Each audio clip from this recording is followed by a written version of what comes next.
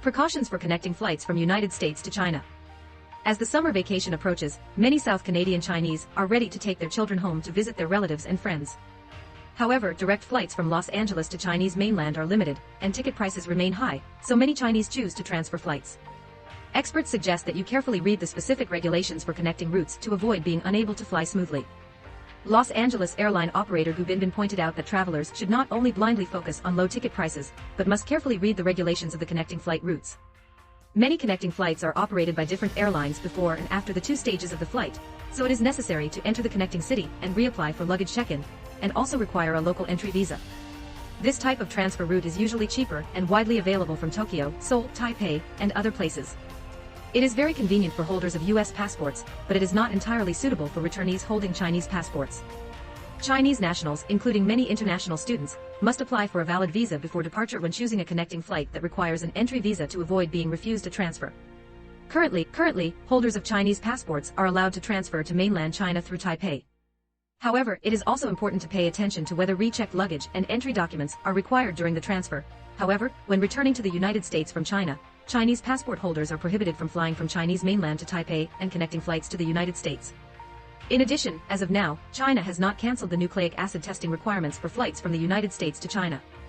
Whether flying directly from the United States to China, or via a third country or region to China, a valid nucleic acid testing report within 48 hours must be held, and the RT-PCR testing method in a regular laboratory must be used. Self-test kits and rapid antigen testing are invalid. Gu Binbin reminds that for travelers who transfer to China through third countries or regions, they should rely on the nucleic acid report within 48 hours before the departure of the last flight to China. Therefore, when and where to plan for nucleic acid testing, it is necessary to strictly calculate the time to avoid failure of nucleic acid testing and the inability to return to China smoothly. The direct flights between China and the United States are limited, and industry insiders predict that it is unlikely to increase direct flights before October this year. Currently, there are 18 direct flights from the United States to China per week, with 15 flights departing from the Midwest, including Los Angeles, San Francisco, Seattle, Detroit, and Dallas. Another 3 direct flights from New York are operated by China Eastern Airlines and China Southern Airlines.